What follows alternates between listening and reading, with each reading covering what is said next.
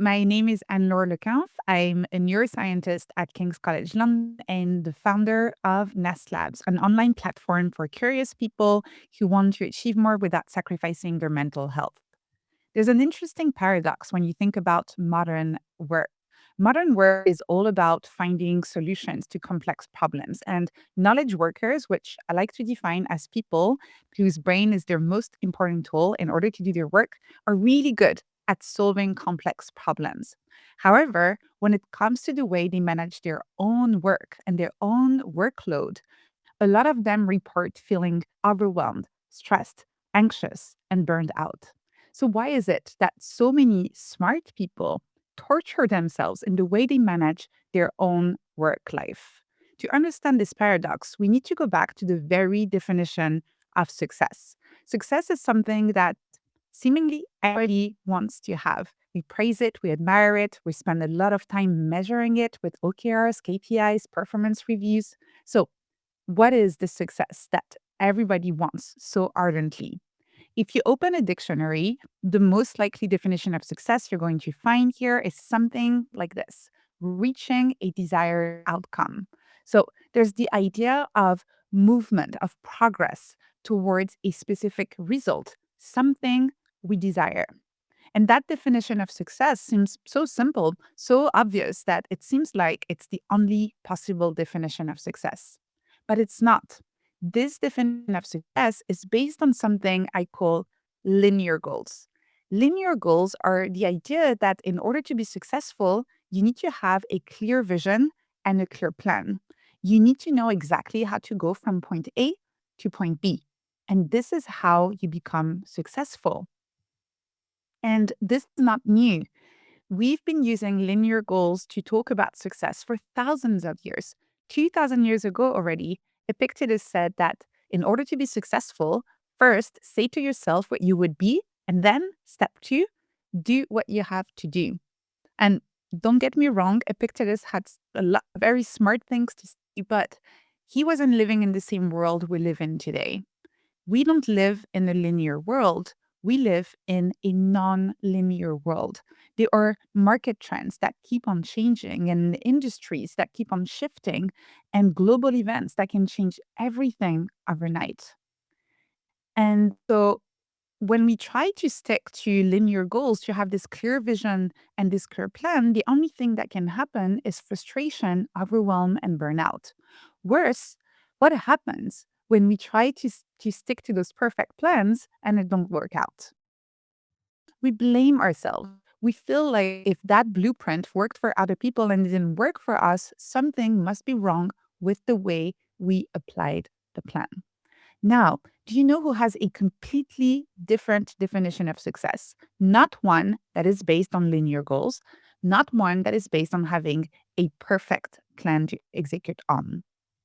People with an experimental mindset, and more specifically, scientists. What I define as an experimental mindset is having both high ambition and high curiosity. The ambition to commit to exploring something new, to taking risks, but also the curiosity to open new doors, even when we're not quite sure what we're going to find on the other side. So, what does that look like to have this experimental mindset, to approach uncertainty with high curiosity and high ambition? Well, first, we need to really believe that failure is an inherent part of learning. When a scientist doesn't get the results that they expected, they don't blame themselves. They ask, interesting, what can we learn from this? Second, knowing that curiosity always beats certainty. There's something really interesting about how the brain works. It's based on something neuroscientists call perception action cycle. So instead of making decisions based on complete certainty, the brain observes the current situation and the environment, makes a prediction, and then based on that decides on the next best course of action. And then, whatever the outcome, as long as the result is not so bad that you're dead, your brain is going to take that new information in the environment and make a new prediction. That's prediction action cycle. And this is based on curiosity and iteration. The reason why scientists are so good at applying the cycle is not because they're smarter than everybody else. It's because they've been trained to do so. They apply something called the experimental cycle. It starts with observation, where you see what the current situation is, and where then you formulate a hypothesis asking what could be different.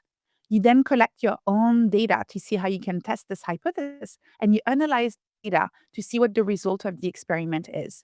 And to close the loop, to close that experimental cycle, you then observe what changed in the environment. This cycle is based on pairing action and reflection and action. You do something, you reflect on it, and then you use that reflection to decide on the next course of action. Knowing that failure is an inherent part of learning, believing that curiosity always beats certainty, and always pairing action with reflection and reflection with action. Those three principles together are a little bit like an operating system.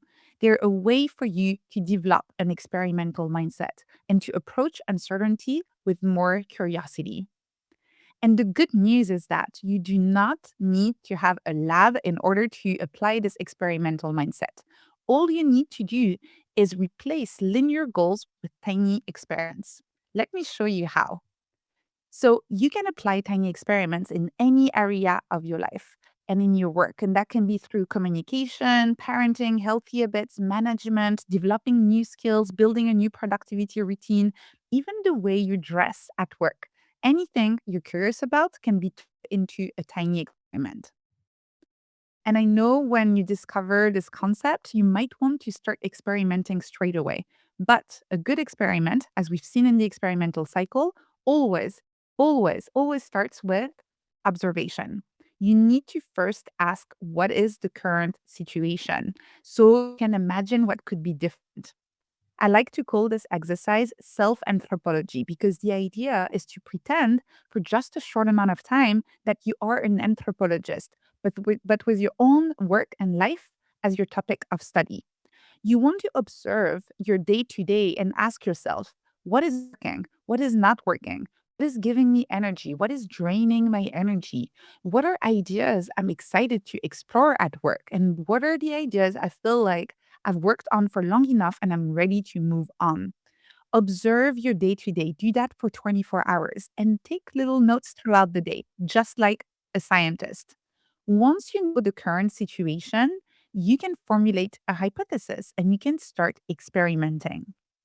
To do that, I invite you to design a mini protocol for experimentation. And the way it works is exactly like a scientist who decides what they're going to try and the trial period. You're going to pick one action to experiment with for a specific duration. It's very important that you pick a duration that gives you enough time for you to have repeated trials.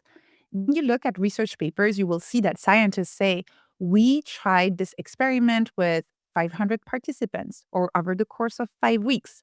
And the reason why you want repeated trials is because you want to make sure that what you're seeing is an actual pattern rather than a coincidence. So, this is why you design a tiny experiment saying, I will try this action for 2 weeks, for 1 month, for 1 quarter, for 6 weeks, whatever the duration is. You always pair an action with a specific duration instead of just doing the thing for one time and not knowing if you have a coincidence or a pattern. I want you to see how flexible this approach is. You can use that in purely work aspects, professional aspects of your life. So you could use a tiny experiment to say, I will reach out to one industry leader every Monday for 2 months, or I will host a lunch and learn every last Friday of the month for 3 months. But you can also use tiny experiments in your personal life. So you can use experiments to better manage your health, which is going to have downstream effects on your productivity and creativity at work. So, for example, I will meditate every morning for 15 minutes for 15 days. Or you could also do it for your personal relationships. One of my favorite ones is I will call my mom every Sunday for 4 weeks. Very importantly, tiny experiments can be not only about adding something, experimenting with something new, they can be about subtracting something. So, if you are time poor and you feel like, I don't have space to add a new mini experiment. Think about something you could remove. I will not bring my phone in the bedroom for 1 month. Or I will not check my email for the first 30 minutes of the day when I get to work. I will not do this action for the specific duration. Once you're done completing your experiment for that specific duration, you want to analyze the data. That's the last part of the experimental cycle. And for that, it's very important that you consider both the external and internal signals. External signals are anything you can put in a dashboard. We're usually very good at looking at these. And so, any kind of numbers, success metrics, and all of these kinds of performance based ways of seeing if the experiment worked are great to look at. But you also want to look at the internal signals. How did it feel to complete the experiment? Because if all the external signals look good, but at an internal level it felt terrible to complete the experiment, then something needs to change. Based on both those external and internal signals, you can decide whether you want to persist, keep going with the experiment exactly in the same way if it's working for you. Maybe you want to pivot, just tweak something, do it in a slightly different way. Change the time of the day, change the kind of people you're doing the experiment with, change the amount of work, change your creative approach to that project. Or if the experiment just didn't work for you, you can pause it. And I don't call this one abandoned forever because you might come back to it in the future, but it is completely okay if an experiment doesn't feel aligned with whatever your priorities are at the moment or whatever your capacity is at the moment, to pause it, maybe come back to it later.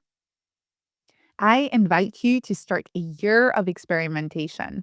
Instead of linear goals, ask yourself, what is something I'm incredibly curious about that I would like to experiment with?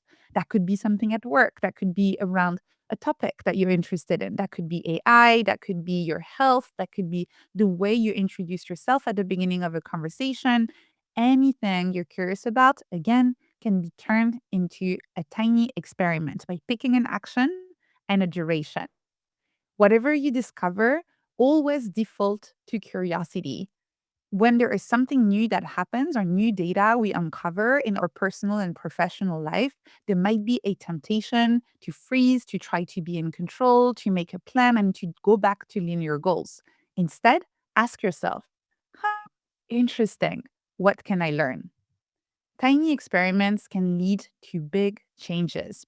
Imagine a world and a workplace where it's completely normal to walk around and ask people, what have you been experimenting with?